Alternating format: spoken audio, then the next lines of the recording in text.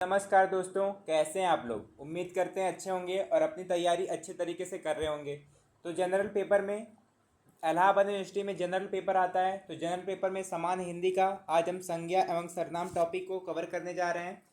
तो पहले देखते हैं संज्ञा क्या है, उसके बाद सर्वनाम को देखेंगे। एक ही क्लास में दोनों पार्ट को एकदम अच्छी तरीके से करेंगे। तो संज्ञा क्या होता है, आपके आसपास जो भी कोई वस्तु या स्थान या कोई भी व्यक्ति है तो उसको किसी चीज़ का भी अगर आपके आसपास नाम है, नाम लेकर आप बुलाते हैं तो वो संज्ञा है। किसी भी नाम को क्या कहते हैं, संज्ञा कहते हैं। कोई भी ले लीजिए, किसी राज्य का नाम ले लीजिए, किसी दोस्त का नाम ले लीजिए, कोई वस्तु आपके आसपास पे टेबल कुर्सी मेज एनीथिंग कुछ भी है तो उसको संज्ञा कहते हैं। संज्ञा के कितने भेद होते हैं, तो अगर आपसे पूछेगा संज्ञा के मूलतः कितने भेद होते हैं, तो मूलतः कितने भेद होते हैं संज्ञा के, 3 भेद होते हैं। कौन कौन से संज्ञा के मूलतः कौन से भेद होते हैं, 3 भेद होते हैं। व्यक्तिवाचक, एक होता है हमारा व्यक्तिवाचक, एक व्यक्तिवाचक होता है व्यक्तिवाचक संज्ञा, और दूसरा जातिवाचक संज्ञा, जातिवाचक संज्ञा हो जाएगा, और तीसरा क्या हो जाएगा, समूहवाचक संज्ञा।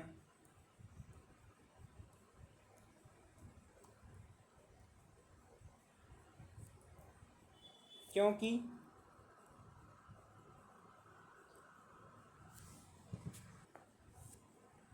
तीसरा हमारा भाववाचक संज्ञा हो जाएगा, भाववाचक संज्ञा।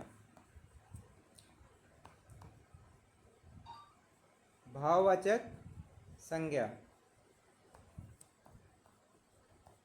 ये हमारे मूलतः 3 भेद होते हैं। संज्ञा के मूलतः कितने भेद होते हैं, 3 भेद। एक व्यक्तिवाचक, जातिवाचक, भाववाचक। और अगर आपसे पूछेगा कुल कितने भेद होते हैं तो कुल आप 5 बताएंगे, क्योंकि जातिवाचक संज्ञा के अंदर 2 आते हैं। जातिवाचक संज्ञा के अंदर 2 आते हैं, एक आता है हमारा समूहवाचक संज्ञा, एक समूहवाचक संज्ञा आता है, और एक द्रव्यवाचक संज्ञा आता है। तो आइए आगे एकदम एग्जाम्पल से देखते हैं कि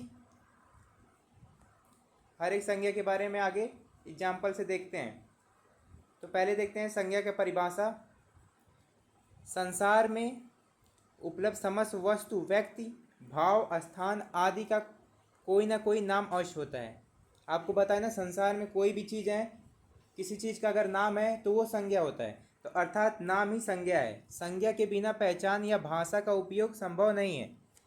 संज्ञा उस विकारी शब्द को कहते हैं जिससे किसी प्राणी, वस्तु, स्थान या भाव आदि का बोध हो।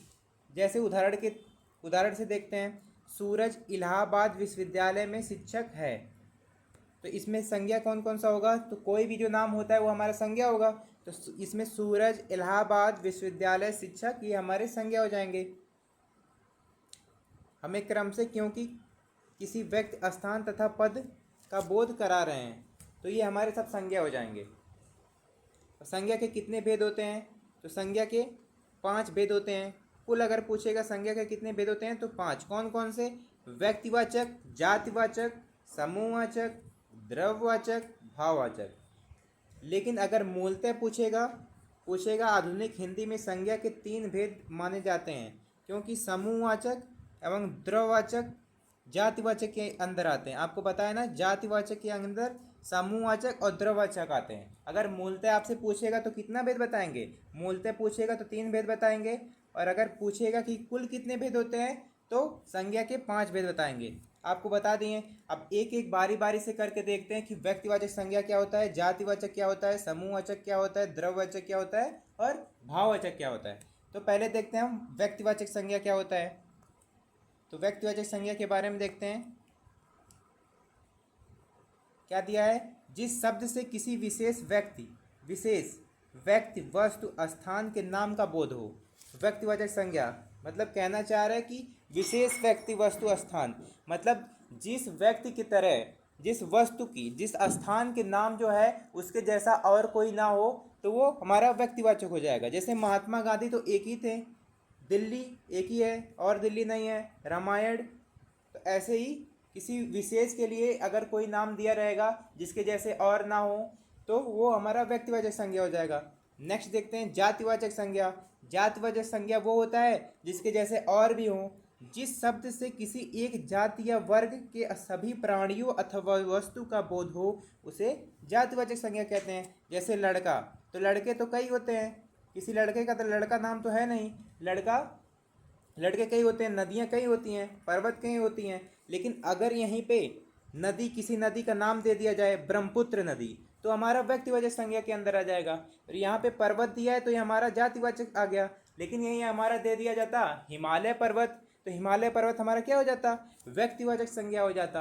अब नेक्स्ट देखते हैं क्या पूछा है, समूहवाचक संज्ञा। नेक्स्ट भेद हमारा तीसरा भेद क्या है, समूहवाचक संज्ञा। तो समूहवाचक संज्ञा क्या होता है, ग्रुप को डिसाइड करेगा, किसी समूह को। जिन संज्ञा शब्द से किसी समूह या समुदाय जैसे झुंड होता है का बोध होता है तो उन्हें समूह या समुदायवाचक संज्ञा कहते हैं। जैसे कक्षा में कई सारे बच्चे रहते हैं ना, तो ये हमारा एक समूह हो गया। सभा में तो कई लोग बैठते हैं। सेना एक तो होती नहीं है, पूरी सेना होती है, पूरी टीम होती है। पुलिस भी पूरी टीम में होते हैं, अकेले तो पुलिस होते नहीं है। तो हमारा क्या हो गया, ये हमारा समूहवाचक संज्ञा हो गया। अब आगे द्रववाचक संज्ञा आता है। द्रव नाम से ही दिख रहा है कि कोई मटेरियल या कोई वस्तु होगा। तो द्रव क्या है, वे संज्ञा जिन्हें मापा या तौला जा सकता है। ठीक है, वे संज्ञा जिसे मापा या तौला जा सकता है परंतु गिना नहीं जा सकता। ठीक है, जैसे मान लीजिए दूध है, तेल है, गेहूँ है, चीनी है, तो इसको आप गिन तो सकते नहीं हैं, इसको माप तौल तो सकते हैं, लीटर में मापेंगे, किलो में मापेंगे। तो इसको मापा या तौला जा सके उसको क्या कहते हैं, द्रववाचक संज्ञा। जैसे सोना, चांदी, पानी, दूध, तेल आदि, ऐसे इसको गिना नहीं जा सकता, इसको मापा जा सकता है। अब पांचवा भेद देखते हैं। पांचवा भेद क्या है हमारा, भाववाचक संज्ञा। भाववाचक एक ट्रिक है भाववाचक के लिए, जिसको थाली में आप परोसा ना जा सके। ठीक है, केवल भाव, ये इम्प्रेस बताता है। जिन शब्दों से किसी प्राणी अथवा पदार्थ के गुण, आपके विचार, भाव या अवस्था आदि का बोध हो उन्हें भाववाचक संज्ञा कहते हैं। जैसे प्यार, तो प्यार तो थाली में परोस नहीं सकते, प्यार तो दिखता नहीं है, प्यार महसूस किया जाता है, ये आपका भाव है। गुस्सा ये भाव है। निराशा, उत्साह, क्रोध, ये सब किसको दिखा रहा है, ये आपके भाव को दिखा रहा है। तो ये हमारा भाववाचक संज्ञा हो गया। अब हमारा संज्ञा खत्म हो गया, अब सर्वनाम स्टार्ट करते हैं। तो संज्ञा के बाद सर्वनाम आता है।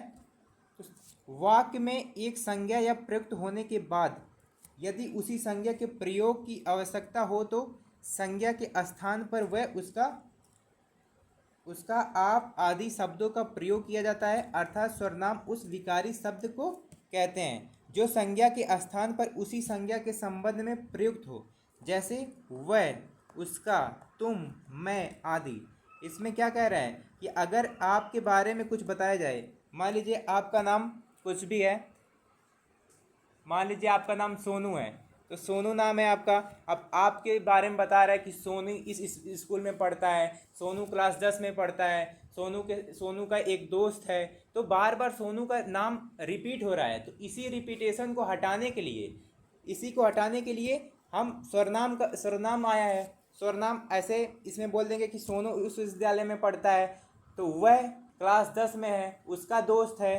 तो यहाँ पे वह, उसका, तुम, मैं, इसका प्रयोग करके सोनू के नाम को बार बार लाने से ये हटा रहा है, इसीलिए सर्वनाम का प्रयोग हुआ है। अब सर्वनाम के कितने भेद होते हैं, तो सर्वनाम के 6 भेद होते हैं।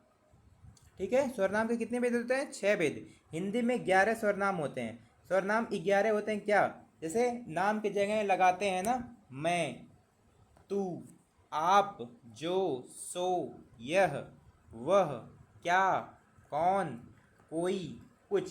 तो ये सब अभी जो छः भेद हैं उसमें इनका प्रयोग होगा। जो 11 सर्वनाम है, आपसे पूछ सकता है कि कितने सर्वनाम होते हैं, तो 11 बताएंगे। लेकिन अगर आपसे पूछेगा सर्वनाम के कितने भेद होते हैं, तो 6 बताएंगे, बोलेंगे कि 6 भेद होते हैं। क्वेश्चन में अगर पूछ लेगा तो हम देख लिए ना 11 सर्वनाम कौन कौन से होते हैं, इसको आपको ध्यान रखना है। मैं, तू, आप, जो, सो, यह, वह, क्या, कौन, कोई, कुछ, ये हो गया।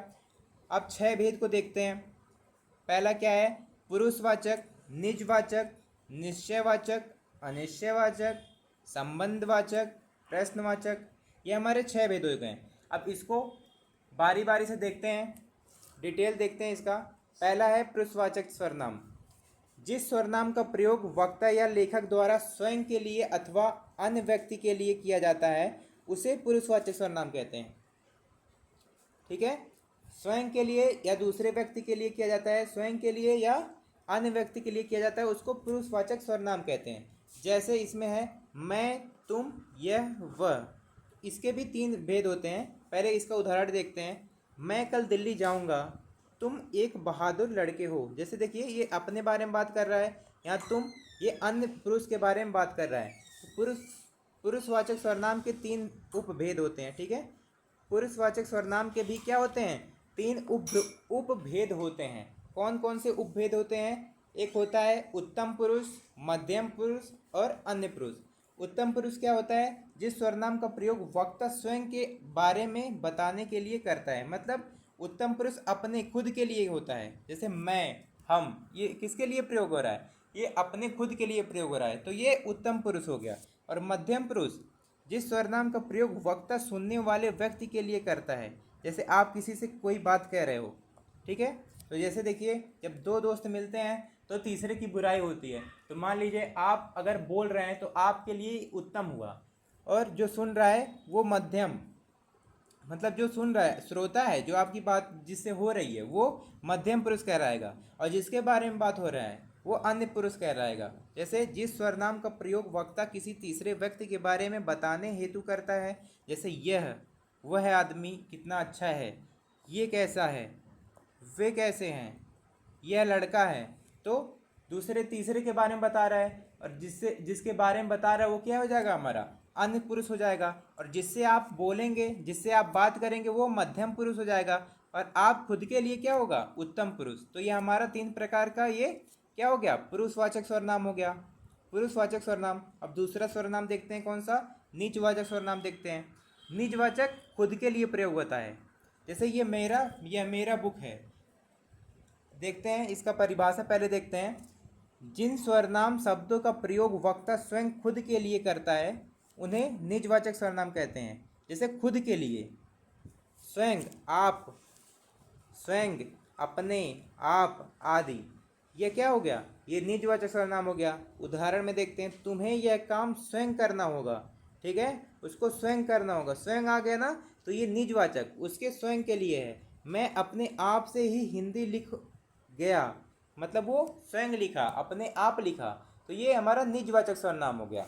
अब नेक्स्ट देखते हैं निश्चयवाचक सर्वनाम। निश्चयवाचक क्या होता है? जिस सर्वनाम से वक्ता किसी वस्तु या निश्चित बोध, ठीक है, जिस सर्वनाम से वक्ता किसी वस्तु का निश्चित बोध हो, चाहे वस्तु पास हो या दूर, निश्चयवाचक सर्वनाम कहलाता है। जैसे यह, वह, वे आदि, यहाँ पे जिसका यह, वह, वे आएंगे वो निश्चयवाचक सर्वनाम के अंदर आएंगे। जैसे उदाहरण में देखते हैं, यह पुस्तक है, यह क्या है, पुस्तक है, वो कंफर्म है कि ये पुस्तक ही है। वह अच्छी पुस्तक है, वह अच्छी पुस्तक है, दूर है लेकिन अच्छी है, तो ये निश्चयवाचक हो गया। वह पेन मेरा नहीं है, ये पूरा कंफर्म बता दिया ना, ये शायद का प्रयोग तो किया नहीं। वो कह रहा है यह पेन मेरा नहीं है, तो मतलब उसका पेन नहीं है, तो ये निश्चयवाचक सर्वनाम हो गया। अब अनिश्चयवाचक में कंफर्म नहीं बताएगा। अनिश्चयवाचक क्या है? जैसा कि नाम से स्पष्ट है कि जिस सर्वनाम से किसी व्यक्ति या वस्तु का निश्चित या स्पष्ट बोध ना हो, अनिश्चयवाचक सर्वनाम कहलाता है। जैसे कोई कुछ, अभी आप बैठे हैं, आपसे पूछा कोई कि कोई गया क्या, तो आप बोले हाँ कोई गया है, तो आपको पता नहीं है, शायद कोई गया है आप बोले, तो आपको पता नहीं है, मतलब ये अनिश्चित हो गया, ये अनिश्चयवाचक सर्वनाम हो गया। फिर आप बोल रहे हैं कि मुझे कुछ कपड़े दे दो, मुझे कुछ पैसे दे दो। आपको बोलना चाहिए ना 100 रुपये दे दो, 200 रुपये दे दो, लेकिन आप बोल रहे हैं मुझे कुछ पैसे दे दो, तो ये अनिश्चित है ना, ये अनिश्चित है। तो यहाँ पे कुछ का प्रयोग हुआ। उदाहरण में देखते हैं हम,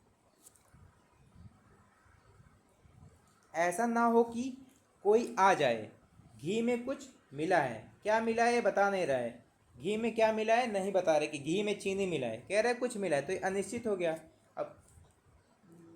अब यहाँ पे दे रहा है कि कोई आ रहा है, तो कौन आ रहा है आपको पता ही नहीं है, कोई आ रहा है, ठीक, तो ये अनिश्चित वाचक संज्ञावाचक हो गया। अब पांचवा क्या है? संबंध वाचक संज्ञा, संबंधवाचक सर्वनाम, संबंधवाचक सर्वनाम, ये पांचवा हमारा क्या हो गया, संबंधवाचक सर्वनाम। तो जिस सर्वनाम से दो व्यक्ति या वस्तु के बीच परस्पर एक दूसरे के संबंध स्थापित या प्रकट हो उसे संबंधवाचक सर्वनाम कहते हैं। जैसे जो, सो, जिसको, उसको आदि। तो संबंधवाचक सर्वनाम मतलब क्या कि किसी से आपका संबंध बता रहा है, ठीक है, दो चीज का संबंध जहाँ पर बताएगा, कनेक्ट करेगा उन चीज़ों को, वो हमारे संबंधवाचक सर्वनाम हो जाएंगे। उदाहरण से देखते हैं, जो बोओगे सो काटोगे, जो बोओगे वही तो काटोगे, धान बोए हो तो गेहूँ थोड़ी काटोगे। वह कौन है जो रो रहा है, जो रो रहा है उसको पूछ रहा है कि वह कौन है, ठीक। तो यहाँ पे जो लगा है वो कनेक्ट कर रहा है, ये संबंध कर रहा है, तो ये संबंधवाचक सर्वनाम हो गया। जो कल आएगा सो इनाम पाएगा, जो कल आएगा सो इनाम पाएगा, तो यहाँ पे सो से जोड़ रहा है, जो से जोड़ रहा है, तो प्रश्नवाचक सर्वनाम क्या हो गया। नेक्स्ट एंड लास्ट क्या पूछा है, प्रश्नवाचक सर्वनाम।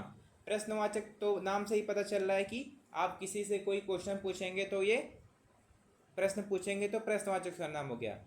प्रश्न करने के लिए जिन सर्वनाम का प्रयोग हो, अर्थात जिस सर्वनाम से प्रश्न का बोध हो, उसे प्रश्नवाचक सर्वनाम कहते हैं। जैसे कौन, कहाँ, क्या आदि।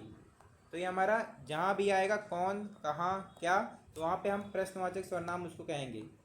प्रश्नवाचक का ये सिंबल है, ठीक।